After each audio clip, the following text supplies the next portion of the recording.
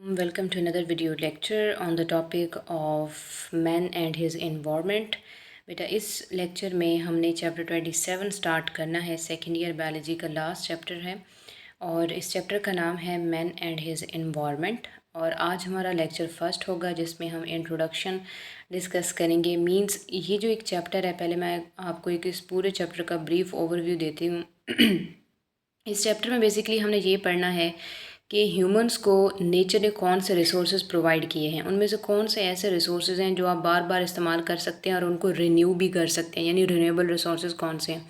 कौन से ऐसे रिसोर्सेज हैं जो कि नॉन रिन्यूएबल हैं और इनको आप सिर्फ एक ही दफ़ा इस्तेमाल करते हैं, यानी बार बार आप इसको इस्तेमाल नहीं कर सकते। और ये नॉन रिन्यूएबल रिसोर्सेज की एग्जांपल के अंदर आते हैं।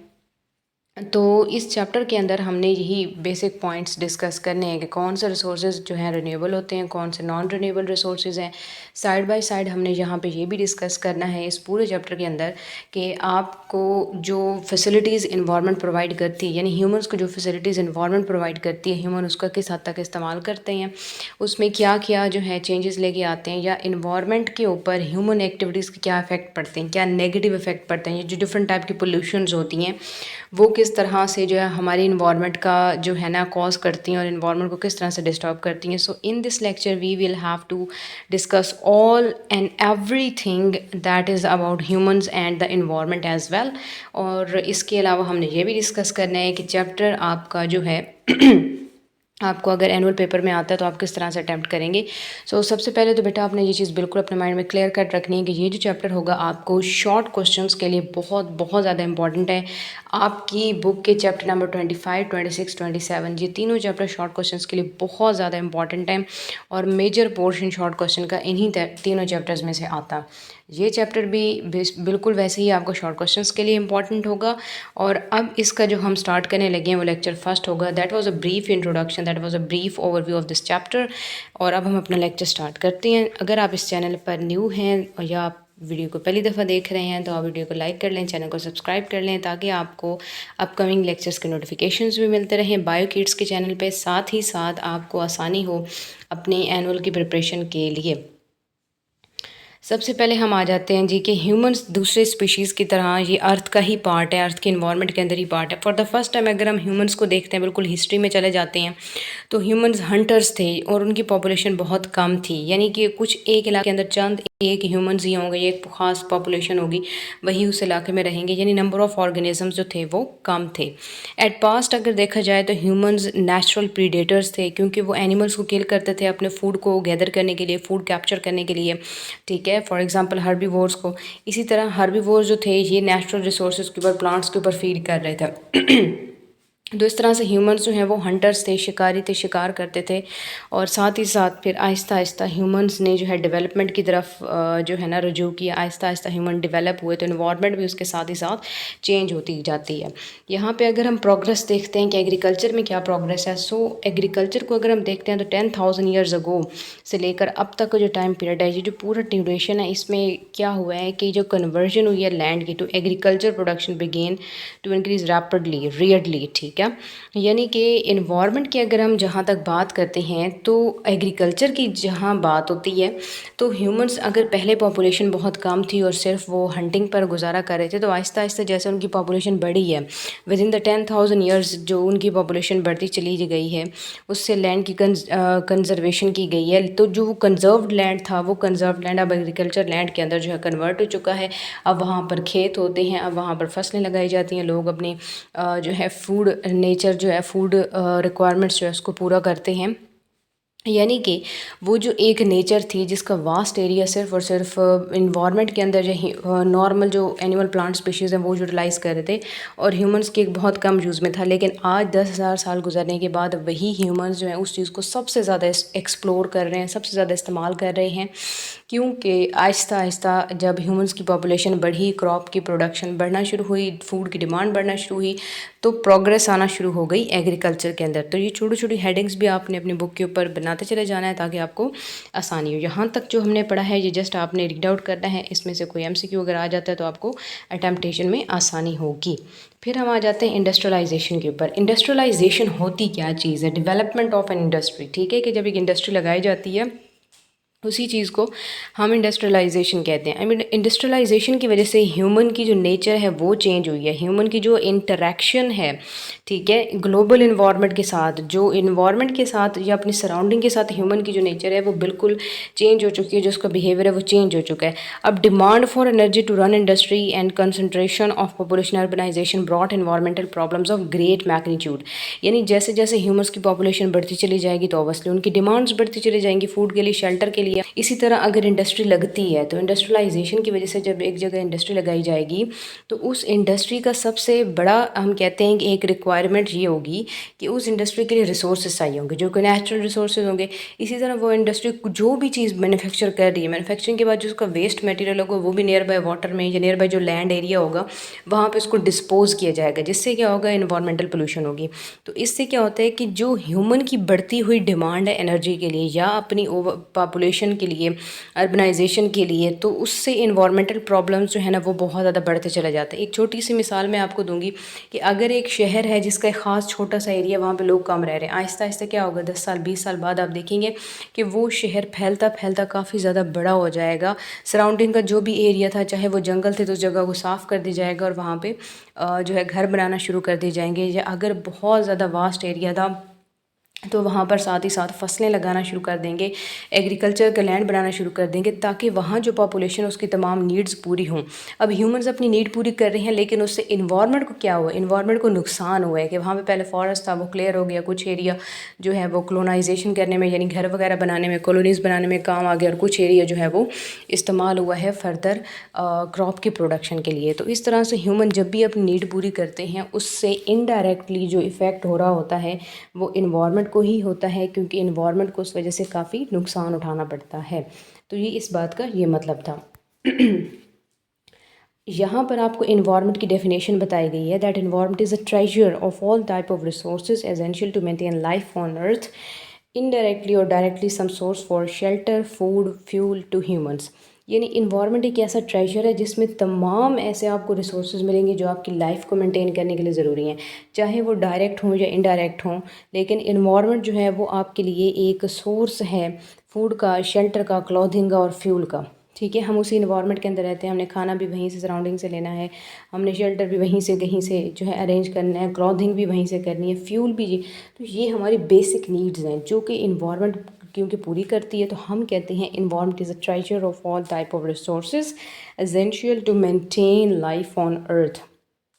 ठीक है, यहाँ पर आपको डेफिनेशन आ सकती है व्हाट इज़ इन्वायरमेंट, या आपको यहाँ पे एमसीक्यूज आ सकते हैं कि इन्वायरमेंट क्यों ज़रूरी है, एसेंशियल टू मेंटेन लाइफ। ठीक है, तो ये चीज़ें जो है ना आपको यहाँ पे डेफिनेशन भी आ सकती है, एमसीक्यू भी आ सकता है, एंड आई होप कि आप साथ साथ इसको नोट कर रहे होंगे। नेक्स्ट आ जाते हैं इन्वायरमेंटल रिसोर्सेज। इन्वायरमेंटल रिसोर्सेज जो होते हैं ना, ये ऐसे प्राइमरी रिसोर्सेज हैं जो कि ह्यूमन की एग्जिस्टेंस के लिए, इंसान के वजूद के लिए बहुत ज़्यादा ज़रूरी होते हैं। तो दो तरह के रिसोर्सेज होते हैं, रिन्यूएबल रिसोर्सेज और नॉन रिन्यूएबल रिसोर्सेज।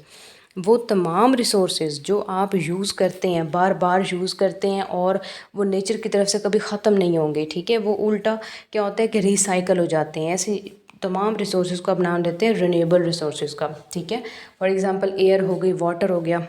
तो नॉन रिन्यूएबल रिसोर्सेज क्या होते हैं, ऐसे रिसोर्सेज जो लिमिटेड होते हैं, थोड़ी क्वांटिटी के अंदर होते हैं। ठीक है, और आप उनको एक दफ़ा इस्तेमाल कर लें तो उनको रिसाइकल नहीं कर सकते, तो उनको हम कहते हैं नॉन रिन्यूएबल। फॉर एग्जांपल आपके पास कोल थी, ठीक है, यानी वुड थी, लकड़ी थी, आपने लकड़ी जला ली, लकड़ी को आप रिक्लेम नहीं कर सकते, यानी उसको दोबारा से रिसाइकल नहीं कर सकते। एक छोटी सी एग्जांपल थी रिन्यूएबल नॉन रिन्यूएबल रिसोर्सेज के हवाले से। यहाँ से बेटा आपको एक एमसीक्यू आ सकता है, टाइप ऑफ रिसोर्सेज। तो दो तरह के होते हैं, रिन्यूएबल रिसोर्सेज और नॉन रिन्यूएबल रिसोर्सेज। अब हम इनकी डिटेल देख लेते हैं। रिन्यूएबल रिसोर्सेज क्या होते हैं, definition is that these are the resources which can be produced again in short time. They are never depleted and recycled in nature. For example, air, water, food, land, forest and wildlife are renewable resources. यानी ऐसे resources जो कि short time period के अंदर आप दोबारा से बना सकते हैं, ये कभी ख़त्म नहीं होंगे, बार के इन्वायरमेंट के अंदर रिसाइकल होते चले जाते हैं, बार बार बनते चले जाते हैं। तो ऐसे तमाम रिसोर्सेज को आप रीन्यूएबल, कि ये इसको आप दोबारा से रिन्यू कर सकते हैं, दोबारा से प्रोड्यूस कर सकते हैं, इनको हम रिन्यूएबल रिसोर्सेज कहते हैं। जैसे एयर है वो कभी ख़त्म नहीं हो सकती। ठीक है, वाटर है वो कभी ख़त्म नहीं हो सकता, रिसाइकल होते चले जाते हैं। फूड कंटेंट है वो कभी ख़त्म नहीं हो सकता, वो बार बार रिसाइकल होता चला जाता है।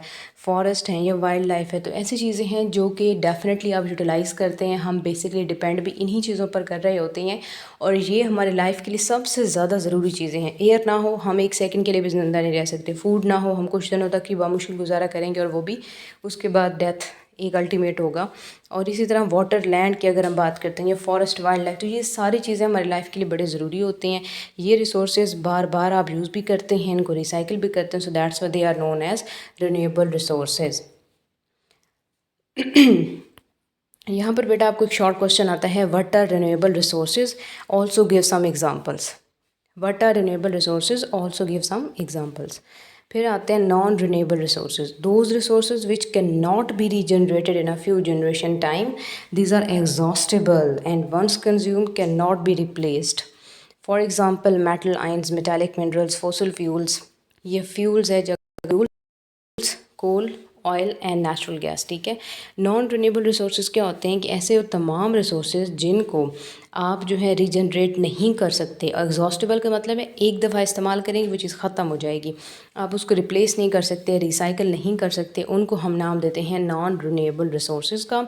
फॉर एग्ज़ाम्पल हम बात करते हैं कि बहुत सारे ऐसे आइंस हैं, लाइक मेटल्स हैं, ठीक है, नॉन मेटालिक मिनरल्स हैं, फॉसिल फ्यूल्स लाइक कोल है, ऑयल है, नेचुरल गैस है। तो ये चीज़ें एक दफ़ा इस्तेमाल हो जाती हैं तो ख़त्म हो जाती हैं। जैसे कोल के एग्जांपल मैं आपको दूँ, लकड़ी है, लकड़ी आपने जला ली, ठीक है, कोयला आपने जला लिया तो वो ज़ाया हो जाएगा, अब वो ख़त्म हो चुका है, दोबारा से तो आप उसको नहीं बना सकते। सिमिलरली जो ऑयल आपके पास था वो आपने यूटिलाइज़ कर लिया किसी ना किसी काम में, अब वो भी ख़त्म हो चुका है, आप ऑयल दोबारा नहीं बना सकते। सिमिलरली नेचुरल गैस जो है काफ़ी कॉमन सी चीज़ है, हम घरों में इस्तेमाल भी करते हैं। तो नेचुरल गैस एक दफ़ा आप इस्तेमाल कर लेते हैं तो आप उसको रिसाइकिल नहीं कर सकते। इसका रीज़न क्या होता है? देखिए, इसका रीज़न ये होता है बेटा कि जो नॉन रिन्यूएबल रिसोर्सेज होते हैं वो मिलियन ऑफ ईयर्स के बाद बनते हैं। वो नेचर में इतने अंदर डेप्थ में पड़े होते हैं कि वो मिलियन ऑफ ईयर्स के बाद जाके बनते हैं, और उस चीज़ को जब आप एक दफ़ा इस्तेमाल कर लेते हैं तो वो चीज़ दोबारा बनने में काफ़ी हज़ारों लाखों साल लेती है। तो ऑब्वियसली सी चीज़ है कि वो फिर वैसे ही रिसाइकल नहीं हो पाती है। सो दैट्स वाई हम इसको नॉन रिन्यूएबल रिसोर्सेज का नाम देते हैं। यहाँ पर आपको क्वेश्चन आ सकता है, what are renewable resources, give examples, या define renewable resources with some examples. तो ये बहुत इंपॉर्टेंट शॉर्ट क्वेश्चन है। यहाँ आपको एक और क्वेश्चन भी आ सकता है, what is the difference between renewable and non renewable resources. तो ये बहुत इंपॉर्टेंट डिफरेंस है, आपने लाजमी इसको प्रिपेयर करना है। दरम्यान में लाइन लगाएंगे, एक तरफ रिन्यूएबल रिसोर्सेज, दूसरी तरफ नॉन रिन्यूएबल रिसोर्सेज, ठीक है। रिन्यूएबल रिसोर्सेज में आपने डेफिनेशन लिख देनी है, पहला पॉइंट जैसे कि पीछे है। फिर सेकंड पॉइंट यहाँ पे इसका क्या बनता है, they are never depleted and recycled in nature. Third point इसका क्या बन जाएगा, एग्जांपल्स। इसी तरह यहाँ पे अगर आप देखें तो फर्स्ट पॉइंट में इन्होंने डेफिनेशन लिखी है, सेकंड पॉइंट में जो है इन्होंने एग्जॉस्टेबल लिखा है और कैन नॉट बी रिप्लेस्ड लिखा है, और फिर उसके बाद थर्ड पॉइंट में इन्होंने एग्जांपल्स ऐड की। आप भी सेम टू सेम इसको ऐसे ही कर सकते हैं। 3 पॉइंट आपके ये बड़े बेहतरीन तरीके से बिल्कुल इस सीक्वेंस के अंदर बने हुए हैं।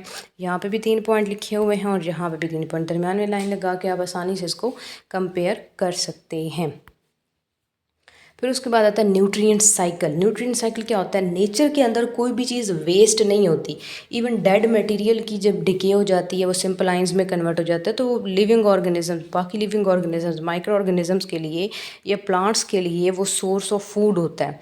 वो जब उसको कंज्यूम कर लेते हैं और फिर जब उन ऑर्गेनिजम्स की डेथ होती है, अगेन वो भी सोर्स ऑफ फूड होते हैं किसी दूसरे ऑर्गेनिज्म के लिए, ठीक है। तो इस तरह से जो न्यूट्रिएंट है ना वो ऑर्गेनिजम्स के दरमियान जो है वो सर्कुलेट करते रहते हैं, सर्कलिक फॉर्म के अंदर रिसाइकल होते चले जाते हैं। इस चीज़ को हम नाम देते हैं न्यूट्रिएंट साइकिल का। न्यूट्रिएंट साइकिल क्या होता है, the process that supply food to living organisms.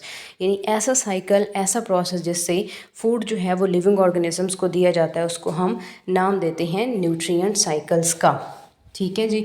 यहाँ पे आपको जस्ट ऐसे आ सकता है कोई एमसीक्यू वगैरह, तो ये आपने जस्ट एक दफ़ा पढ़ लेना है। अब यहाँ पे अगर आप देखें तो फूड है, फूड कंज्यूम होता है, कंज्यूम होने के बाद ऑब्वियसली वो डिके कर जाता है, डिके करने के बाद वो फिर सिंपल आयंस में कन्वर्ट होता है, तो वो किसी और ऑर्गेनिज्म के लिए सोर्स ऑफ फूड होता है। तो ये जो एक साइकिल है ये हमेशा चलता चला जाता है।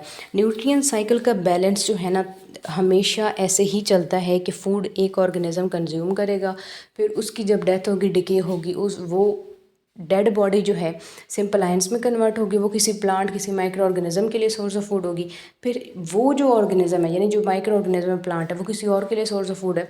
तो फूड बार बार रिसाइकल जो है रिक्लेम होता चला जाता है। अब अगर हम इस फूड की बात करते हैं तो इसमें हम ये बात भी करते हैं कि न्यूट्रिएंट साइकिल जो है ये तब अपसेट हो सकता है, तब डिस्टर्ब हो सकता है जब नंबर 1, जब इनफ फूड प्रोड्यूस ना हो, not enough food is produce, too much food is consume, decayed nutrient are not return to the ground, and the driving force of all the cycle is the sun. ठीक है, अब यहाँ पे वो आपको कह रहे हैं कि जो न्यूट्रिएंट साइकिल है वो तब अपसेट होता है जब फूड या तो ज़रूरत से बहुत कम प्रोड्यूस हो रहा है, यानी डिमांड से कम आ रहा है। ठीक है, दूसरी चीज़ ये है या फूड बहुत ज़्यादा इस्तेमाल होता चला जा रहा है। पहली बात है कि फूड बन ही कम रहा है, दूसरी ये हो सकती है रीज़न कि फूड बहुत ज़्यादा कंज्यूम हो रहा है, यानी ख़त्म होता चला जा रहा है। और तीसरी चीज़ ये है कि डिकेड न्यूट्रिएंट्स जो हैं वो सही तरह से रिसाइकल होकर अर्थ का पार्ट या ग्राउंड का पार्ट नहीं बन रहे। तो ये 3 रीज़न हो सकते हैं न्यूट्रिएंट साइकिल में डिस्टर्बेंस का और इसके बैलेंस के अपसेट होने का। फिर आपको एक बहुत इंपॉर्टेंट MCQ है, the driving force behind all these cycles is sun. यानी न्यूट्रिएंट साइकिल में जो सारी ड्राइविंग फोर्स है वो कौन होता है, वो सन होता है। ये बड़ा इंपॉर्टेंट आपका MCQ है। और यहाँ पे आपको एक शॉर्ट क्वेश्चन कॉन्सेप्चुअल आ सकता है कि ऐसे कौन सी चीज़ें हैं जो कि न्यूट्रिएंट साइकिल के बैलेंस को अपसेट कर सकती हैं। तो ये तीनों पॉइंट्स आप उसमें ऐड कर सकते हैं। यानी आपको कहा जा सकता है what are the reasons that disturb the balance of nutrient cycles. ठीक है, कि न्यूट्रिएंट साइकिल्स जितने भी होते हैं उनका जो बैलेंस है, कौन सी चीज़ जो है वो डिस्टर्ब कर सकती है। तो यहाँ पे हम अब जो रिसोर्सेज हैं उनको डिटेल में देखेंगे। प्रीवियसली जो लेक्चर था वो इंट्रोडक्शन का था। अगर आप अपनी बुक पर हार्ड फॉर्म की जो आपकी बुक है पंजाब टेक्स्ट बुक, अगर उस पर देखेंगे तो पहला जो पेज है उसमें उन्होंने पहले इंट्रोडक्शन दिया है, फिर एनवायरनमेंट के हवाले से मतलब ह्यूमंस का बताया, फिर एग्रीकल्चर का इंडस्ट्रियलाइजेशन बताई है, एनवायरनमेंट की डेफिनेशन है, देन उन्होंने रिन्यूएबल नॉन रिन्यूएबल को कंपेयर किया है, फिर न्यूट्रिएंट साइकिल है और फिर एनर्जी रिसोर्स के हवाले से बताया। तो ये था जो कि हमने अब तक पढ़ा है, जो कि इस चैप्टर का इंट्रोडक्शन था और उसमें इंपॉर्टेंट शॉर्ट क्वेश्चन और MCQs भी आते हैं। अब हमने एक इसका जो बहुत इंपॉर्टेंट पहला टॉपिक है, यानी इंट्रोडक्शन के बाद जो पहला इसमें पॉइंट आ रहा है दैट इज़ रिन्यूएबल रिसोर्सेज। अब इन तमाम चीज़ों को हम डिटेल में पढ़ेंगे। पहले हमने ब्रीफ से ओवरव्यू लिया है, इंट्रोडक्शन में उन चीज़ों को देखें, अब इन्हीं चीज़ों को हम डिटेल में पढ़ेंगे। Renewable resources are such type of resources that can be used again and again. ये नेचुरल साइकिल होता है जो इनको बार बार रीयूजेबल करता है, इनको रिसाइकिल करता है, तभी इनको आप रीन्यूएबल यानी जिसको आप दोबारा से न्यू कर सकते हैं, दोबारा से बना सकते हैं, उसको आप रिन्यूएबल रिसोर्सेज कहते हैं। कुछ रिसोर्सेज की डिटेल यहाँ पे आपके साथ शेयर की जा रही है, जैसे आपकी बुक की आउटलाइन के ऊपर मौजूद है। एयर, सबसे पहली चीज़ हमारे पास है एयर। अपार्ट फ्रॉम बुक मैं आपको एक चीज़ यहाँ पे बेटा बताते चलूँ कि अगर हम देखते हैं एयर को, एयर हमारा सबसे इम्पॉर्टेंट और अल्टीमेट सोर्स ऑफ लाइफ है। यानी एयर के बगैर आप ज़िंदा नहीं रह सकते, क्योंकि इसमें ऑक्सीजन है। कोई भी एयर के बगैर ज़िंदा नहीं रह सकता, क्योंकि इसमें ऑक्सीजन मौजूद होती है। अब हम उसी एयर की डिटेल देखते हैं कि ये कैसे रिन्यूएबल रिसोर्सेज में आती है। सो एयर की डेफिनेशन ये है, it is a several kilometre thick blanket of atmosphere surrounding the earth. Air is a very important natural resource. ठीक है, यानी एयर एक ऐसा थिक ब्लैंकेट है एटमॉस्फेयर के अंदर जो लाइफ के लिए, नेचुरल रिसोर्स के लिए बहुत ज़्यादा ज़रूरी है। एयर मिक्सचर होती है डिफरेंट गैसेस की, लाइक नाइट्रोजन 79%, ऑक्सीजन 21% हो गया, कार्बन डाइऑक्साइड 0.03% और वाटर वेपर्स भी होते हैं जिसको आप मॉइस्चर कहते हैं, और स्मॉल गैसेस, इनर्ट गैसेस होते हैं जिनको हम नोबल गैसेस का भी नाम देते हैं। सो एयर की कंपोजिशन जो है ये बड़ी इंपॉर्टेंट है। यहाँ से आपको MCQ आ सकता है या आपको क्वेश्चन किया जा सकता है, define air, what is its composition, या what is air, give its composition. इस किस्म के शॉर्ट क्वेश्चन आपको आ सकते हैं और रेशियोज़ आपको MCQs में पूछी जाती हैं। सो आपको ये चीज़ क्लियर होनी चाहिए। अब यहाँ पर जो एयर का नेचुरल साइकिल है, तो हम कहते हैं कि एयर का नेचुरल साइकिल किस तरह से चलता है कि ऑक्सीजन को कंज्यूम किया जाता है ड्यूरिंग रेस्पायरेशन, ठीक है, और कार्बन डाइऑक्साइड प्रोड्यूस होती है। कि कोई भी ऑर्गेनिज्म रेस्पायरेशन जब कर रहा होता है, चाहे वो एनिमल है चाहे प्लांट है, रेस्पायरेशन के दौरान वो ऑक्सीजन को इनहेल करेगा, ठीक है, इनहेल करने के बाद ऑक्सीजन उसकी बॉडी में चली जाएगी और जो कार्बन डाइऑक्साइड होगी वो बाहर रिलीज़ कर दी जाएगी। तो ऑक्सीजन कंज्यूम होगी और कार्बन डाइऑक्साइड क्या है, प्रोड्यूस होगी, यानी बाहर रिलीज़ हो जाएगी। अब होगा क्या कि ये जो कार्बन डाइऑक्साइड है along with gases of nitrogen, ये भी यूज़ हो जाएगी फोटोसिंथेसिस के दौरान। यानी जो प्लांट है ये जब फोटोसिंथेसिस करेंगे तो ये एटमॉस्फेयर की कार्बन डाइऑक्साइड को यूटिलाइज़ कर लेंगे और फोटोसिंथेसिस में आपने चैप्टर 11 के अंदर फर्स्ट ईयर में नॉन साइक्लिक फॉस्फोराइलेशन में पढ़ा है कि कार्बन डाइऑक्साइड इस्तेमाल होती है और ऑक्सीजन रिलीज़ होती है। ऑक्सीजन रिलीज़ हो जाएगी, दोबारा से अर्थ का पार्ट बन जाएगी। ये साइकिल बार बार चलता आ रहा है मिलियन ऑफ ईयर से, जब से अर्थ बनी है तब से ये साइकिल चलता आ रहा है कि एयर को ऐसे ही रिन्यू किया जाता है कि जो ऑर्गेनिज्म रेस्पायरेशन करते हैं वो एयर को कंज्यूम कर लेंगे, एब्जॉर्ब कर लेंगे और उसी क्वांटिटी में कार्बन डाइऑक्साइड बॉडी से बाहर रिलीज़ कर देते हैं। अब वो जो कार्बन डाइऑक्साइड है जब एटमॉस्फेयर का पार्ट बनती है तो प्लांट फोटोसिंथेसिस के दौरान उसी को फिक्स कर लेते हैं, और फोटोसिंथेसिस में प्लांट जितनी ऑक्सीजन यूटिलाइज़ करता है, यूज़ करता है, उतनी ही जितनी कार्बन डाइऑक्साइड यूटिलाइज़ करेगा प्लांट उतनी ही ऑक्सीजन रिलीज़ करता है। तो इस तरह से एक नेचुरल साइकिल जो है एयर का, ये बार बार होता चला जाता है और एयर इस तरह से रिन्यू होती चली जाती है। अब एयर पोल्यूशन की हम बात करते हैं। ऑल्दो कि एयर हमारे लिए एक बहुत बड़ा नेचुरल रिसोर्स है, इसमें मतलब हम कहते हैं फ्री ऑफ कॉस्ट हम सांस भी ले रहे होते हैं, डिफरेंट एक्टिविटीज़ भी इसी एयर की मदद से परफॉर्म कर रहे होते हैं या एयर प्रेशर को यूज़ करके परफॉर्म कर रहे होते हैं। लेकिन एयर की पोल्यूशन भी बहुत ज़्यादा है। अब एयर को हम कहते हैं कि ये रैपिडली जो है वो पोल्यूट हो रही है due to the waste from industries and automobiles की। जितना भी वेस्ट आता है ना इंडस्ट्रीज़ में से, यानी इंडस्ट्रीज़ में से कैसे या ऑटोमोबाइल में से कैसे, देखिए इंडस्ट्री जब रन करती है तो इंडस्ट्री में बहुत ज़्यादा हाई लेवल पर बायो रिएक्टर्स चल रहे होते हैं, मशीन्स चल रही होती हैं। मशीन्स जो हैं वो स्मोक इमिट करते हैं, यानी मशीन जो है वो धुआं खारिज कर रही होती है, वो धुआं हवा का हिस्सा बन जाता है, जाहिर सी बात है। ऑटोमोबाइल यानी कार, बसेस वगैरह, आपको आइडिया है इतनी ज़्यादा पोल्यूशन होती है उनकी वजह से। उनकी जो स्मोक है वो एटमॉस्फेयर का पार्ट बनती है, एयर को पोल्यूट करती है। तो पोल्यूटेड एयर जिसमें बहुत सारी गैसेस होती हैं जैसे carbon monoxide, hydrocarbon dioxide of nitrogen और सल्फर है। तो ये सारी चीज़ें जो है ना एयर को पोल्यूट भी करती हैं और ऑक्साइड्स काफ़ी ज़्यादा हार्मफुल होते हैं। इनके हार्मफुल इफ़ेक्ट्स कौन से हैं कि एयर पोल्यूशन की वजह से काफ़ी ज़्यादा हेल्थ प्रॉब्लम्स होती हैं, जैसे रेस्पिरेटरी इलनेस हो सकती है, यानी सांस लेने में परेशानी हो सकती है, या स्किन के डिजीज़ जैसे रैशेज़ हो जाना या स्किन बर्न हो जाना, ये सारी चीज़ें। आई प्रॉब्लम्स, आँखें रेडिश हो जाती हैं ख़ासकर गर्मियों में। और ग्रीन हाउस इफेक्ट और acid rain global effect of air pollution के ग्रीन हाउस इफेक्ट और एसिड रेन भी इसी एयर पोल्यूशन की वजह से ही होते हैं। अब आपके माइंड में एक चीज़ आ रही होगी कि कैसे ग्रीन हाउस इफेक्ट और ग्लोबल वार्मिंग जो है यहाँ पे इंपॉर्टेंट रोल प्ले करते हैं। देखिए आप चैप्टर 26 में पीछे ये चीज़ पढ़ भी चुके हैं, लेकिन अगेन मैं आपके लिए यहाँ पे रिवाइज़ कर देती हूँ कि अगर हम बात करते हैं एयर पोल्यूशन की। अब अगर एयर पोल्यूट होगी तो एयर पोल्यूट होने की वजह से वहाँ पे बहुत सारी क्वांटिटी के अंदर डिफरेंट गैसेस होंगे, specially carbon monoxide, carbon dioxide की क्वांटिटी बहुत ज़्यादा होगी। अब ये जो कार्बन डाइऑक्साइड है, जैसे ही सनलाइट अर्थ के एटमॉस्फेयर में एंटर हो जाती है, नीचे आ जाती है, तो सनलाइट तो बहुत कम इस्तेमाल होती है। ग्रीन प्लांट सिर्फ 1% उसको यूटिलाइज़ करें, बाकी 99% तो रिफ्लेक्ट हो जाती है। जैसे ही ये 99% रिफ्लेक्ट होती है और एटमॉस्फेयर का पार्ट बनती है, तो बाहर इसको नहीं जाने दिया जाता। इस कार्बन डाइऑक्साइड की वजह से, इन गैसेस की वजह से ये अपर एटमॉस्फेयर में नहीं जा सकती, अर्थ के एटमॉस्फेयर के अंदर ही रह जाती है। जिससे क्या होता है कि काफ़ी ज़्यादा टेम्परेचर बढ़ना शुरू हो जाता है, टेम्परेचर इंक्रीज़ हो जाता है, तो उसको हम कहते हैं कि ये ग्रीन हाउस इफेक्ट है। और ग्रीन हाउस इफेक्ट की वजह से अगर बहुत ज़्यादा टेम्परेचर हाई हो जाए, गर्मी बहुत शदीद हो जाए, उसको हम ग्लोबल वार्मिंग का नाम देते हैं। अब एसिड रेन क्या है कि यही जो ऑक्साइड्स हैं, जो पोल्यूटेड चीज़ें हैं, ये सारी एयर के अंदर मौजूद हैं। अब अगर बारिश होगी तो ऑब्वियस सी बात है कि ये चीज़ें वाटर के अंदर डिज़ोल्व होके दोबारा बिल्डिंग्स के ऊपर पड़ेंगी, ज़मीन के ऊपर पड़ेंगी, तो उससे और ज़्यादा नुकसान होंगे और ज़्यादा तबाही होगी। तो ये थी हमारे पास एयर, जो कि ऑब्वियसली इसकी कंपोजिशन भी बड़ी इंपॉर्टेंट है और एयर हमारे लिए एक वैसे भी काफ़ी इंपॉर्टेंट है।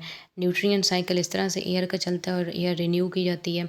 एयर पोल्यूशन जो है उसमें काफ़ी ज़्यादा आपको इंपॉर्टेंट एमसीक्यूज़ आ सकते हैं कि कार्बन मोनोऑक्साइड, हाइड्रोकार्बन ऑक्साइड और नाइट्रोजन सल्फर होते हैं, और इसका मेन सोर्स इंडस्ट्रीज़ और ऑटोमोबाइल्स का वेस्ट है। इफ़ेक्ट्स आपको ये आ सकते हैं कि जी हेल्थ प्रॉब्लम्स होती हैं, green house effect, global warming जो है, ये सारी चीज़ें हो रही होती हैं। या ग्रीन हाउस इफेक्ट और एसिड रेन जो है इसके ग्लोबल इफेक्ट्स हैं।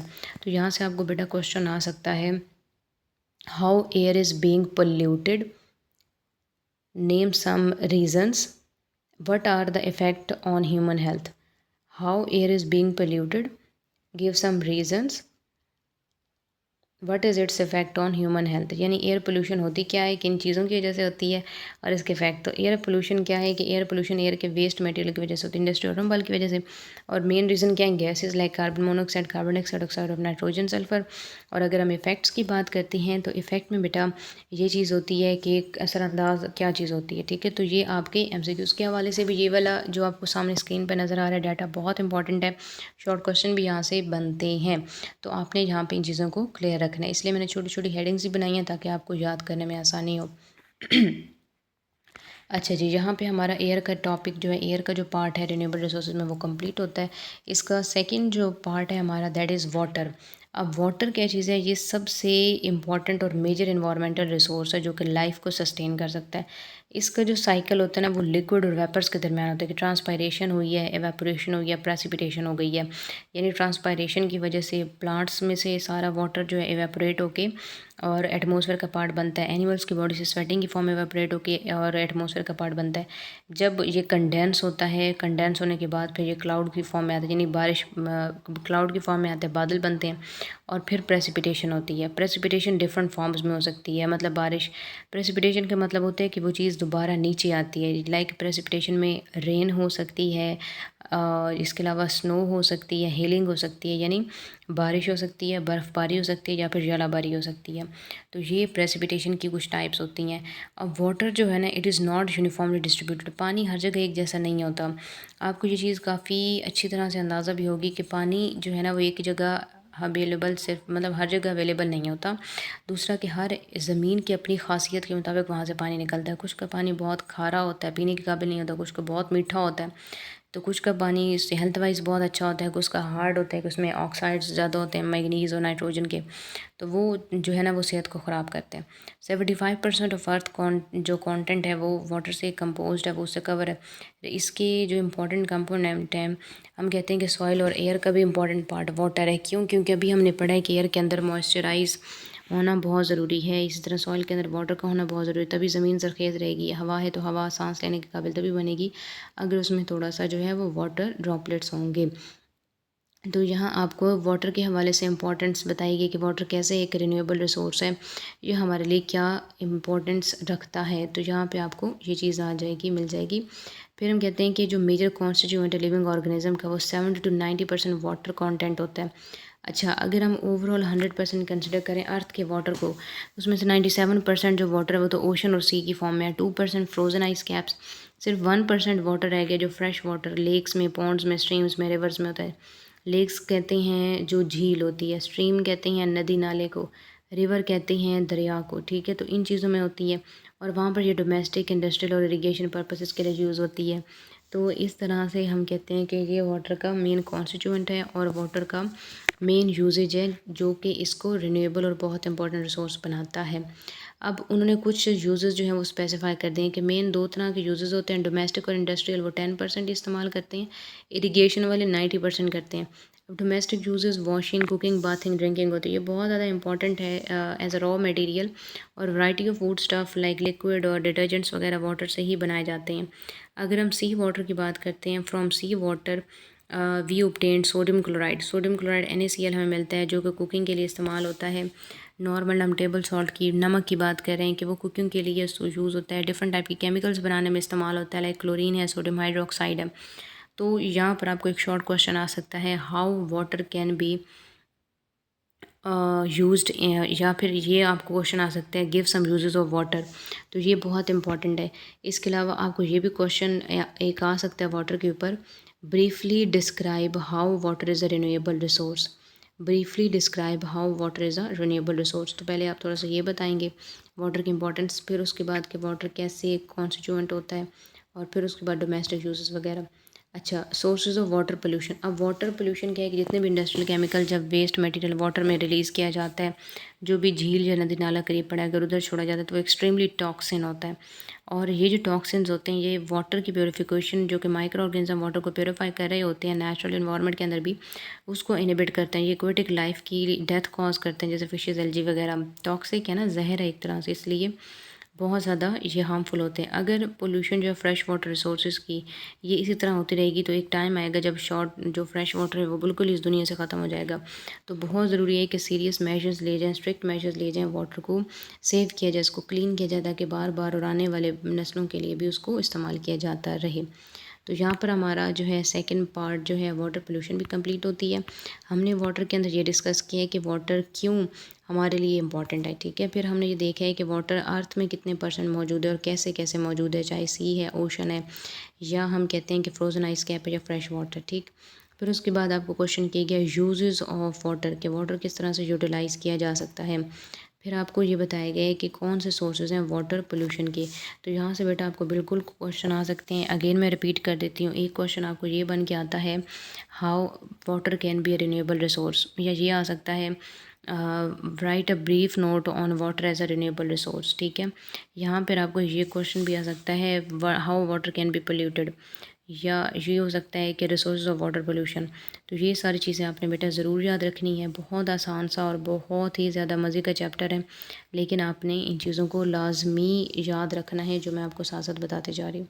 थर्ड और लास्ट जो पॉइंट है हमारे आज के लेक्चर 1 का, दैट इज़ लैंड। इसके अलावा भी रिन्यूएबल रिसोर्सेज अभी बाकी हैं, लेकिन आज लेक्चर हमने लैंड के ऊपर, सॉइल के ऊपर ही क्लोज़ करना है। इंशाल्लाह लेक्चर 2 में आगे हम वाइल्ड लाइफ से ऑनवर्ड जो है लेक्चर को कंटिन्यू करेंगे। खैर, इस लेक्चर का लास्ट पॉइंट है हमारे पास लैंड इन्वायरमेंट। अब लैंड की अगर हम बात करते हैं, उसकी डेफिनेशन है upper layer of earth crust, यानी वो जगह जहाँ पर आप खड़े हैं, जो ज़मीन है ना जिसके ऊपर आपके पैर हैं, उसको हम नाम क्या देते हैं, upper layer of earth crust, land. ठीक है, बहुत इंपॉर्टेंट नेचुरल रिसोर्स है। बेसिक कॉन्स्टिट्यूएंट सॉइल के हैं, soil particles, soil water, organic and organic matter और माइक्रो ऑर्गेनिजम्स। ठीक है, तो यहाँ पर आपको क्वेश्चन आता है, define earth crust, give basic constituent of soil, या ये भी कहा जाता है what is soil, give basic constituent of soils. तो यहाँ से आपको 2 शॉर्ट क्वेश्चन आ जाते हैं। ठीक है, फिर हम कहते हैं इंपॉर्टेंस ऑफ सॉइल। सॉइल क्यों इंपॉर्टेंट? नंबर 1, लाइफ जो है ये उसको सपोर्ट करती है, यानी अर्थ के ऊपर, लैंड के ऊपर जितनी भी लाइफ है सारी को सॉइल ही सपोर्ट करती है। लैंड प्लांट्स इसमें ग्रो करते हैं एंकर्ड फर्मली, यानी अपनी जो जड़ें हैं वो अच्छी तरह से धंसा लेती हैं। सॉइल वाटर प्रोवाइड करती है, ऑर्गेनिक आयंस प्रोवाइड करती है प्लांट्स को। 30% अर्थ जो है वो लैंड ही है। मैंने एक टेरेस्ट्रियल, हम ह्यूमंस की बात अगर करें तो ह्यूमन एक टेरेस्ट्रियल ऑर्गेनिज्म है जिसने इसी लैंड के ऊपर रहना है, एनिमल्स के साथ ही रहना है। इसकी पॉपुलेशन डे बाय डे बढ़ती चली जा रही है, और वैसे ही फिर ह्यूमन हर रिसोर्स को काफ़ी ज़्यादा इस्तेमाल करते हैं, तो सॉइल को भी वो अपने फ़ायदे के लिए इस्तेमाल करते हैं। अबाउट, अगर हम अराउंड द वर्ल्ड पूरी दुनिया की ज़मीन को देखते हैं ना, तो उसमें से 11% हिस्सा अंडर कल्टिवेशन है, यानी उसमें एग्रीकल्चर वगैरह होती है ताकि फूड रिसोर्सेज को कंप्लीट किया जा सके। अच्छा, एक चीज़ बेटा आपने याद रखनी है कि यहाँ 30% of earth is land, 11% of total area of the world is under cultivation. ये 2 चीज़ें आपसे MCQs में पूछी जाती हैं, तो आपने क्लियर कट होके और कॉन्फिडेंट होके अटैम्प्ट करना है इंशाल्लाह कि 11% of total area of the world is under cultivation. और ये क्यों अंडर कल्टिवेशन है? क्योंकि अगर पॉपुलेशन बढ़ेगी तो ज़ाहिर सी बात है फूड की डिमांड भी बढ़ेगी, तो कल्टिवेशन यानी कि काश्तकारी भी बढ़ती चली जाएगी।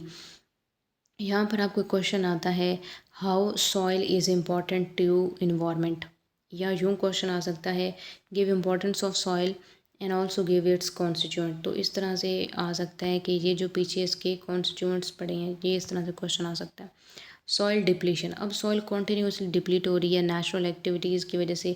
एक तो सबसे बड़ी चीज़ विगरस क्रॉप प्रोडक्शन, एक होती है नॉर्मल क्रॉप प्रोडक्शन करना, यानी एक ज़मीन पर आपने फसल उगाई 2-3 महीने, फिर ज़मीन को वैसे ही छोड़ दिया ताकि वो ईज़िली अपने आप को ज़रख़ेज़ कर सके। ठीक है, और फिर उसके ऊपर अगर आप कर पाते हैं तो वो एक नॉर्मल क्रॉप प्रोडक्शन है। विगरस क्रॉप प्रोडक्शन का मतलब ये है कि एक आपने फसल उठाई है और हफ्ते बाद ही आपने दूसरी फिर से लगा दी उस ज़मीन के अंदर, यानी ज़मीन को बमुश्किल ही कुछ दिनों का रेस्ट मिला है। इसको कहते हैं विगरस क्रॉप प्रोडक्शन, यानी बहुत ज़्यादा प्रोडक्शन कराना। अब जो लैंड की इन्वायरमेंट है इसको अब्यूज़ भी बहुत तरीके से किए गए, यानी इसका मिस यूज़ बहुत तरीके से किए गए। एरोजन, जिससे सॉइल की जो ज़मीन है वो ख़राब हो जाती है, मतलब सॉइल जो है वो सारी ख़राब हो जाती है। इसी तरह पुअर एग्रीकल्चर प्रैक्टिसेस की वजह से, एक्सटेंसिव ग्रेजिंग और लीचिंग की वजह से। रैपिड अर्बनाइजेशन भी एक बहुत बड़ा रीज़न है लैंड की क्लियरेंस का, क्योंकि अर्बनाइजेशन, अर्बन लाइफ कहते हैं शहरी इलाकों को।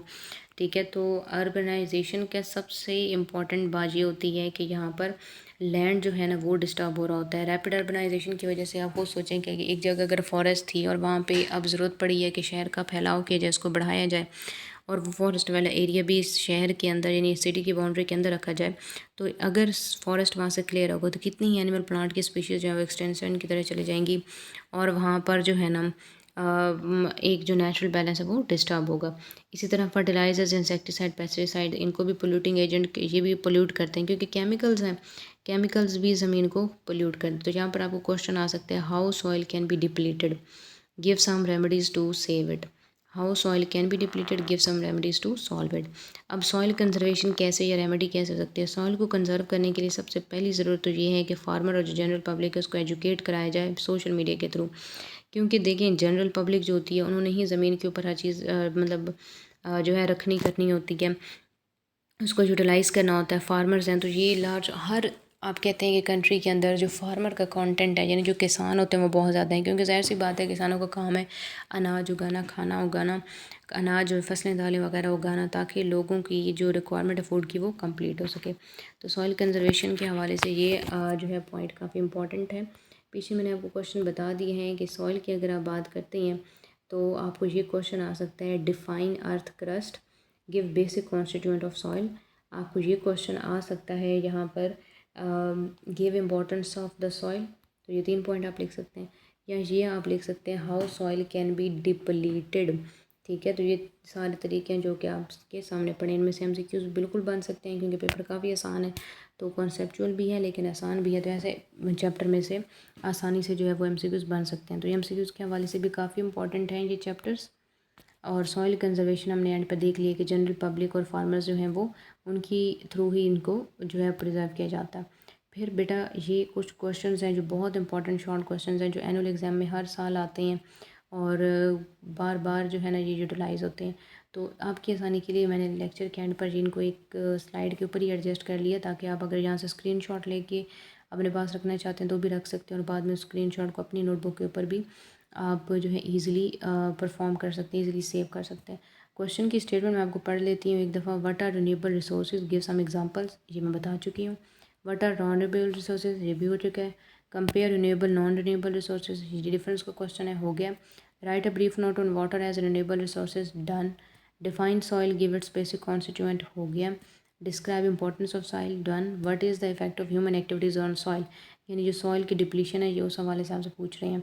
तो ये बहुत इंपॉर्टेंट शॉर्ट क्वेश्चन है, आपने इनको ज़रूर प्रिपेयर करना है, एंड आई होप कि आप इसको प्रिपेयर करेंगे।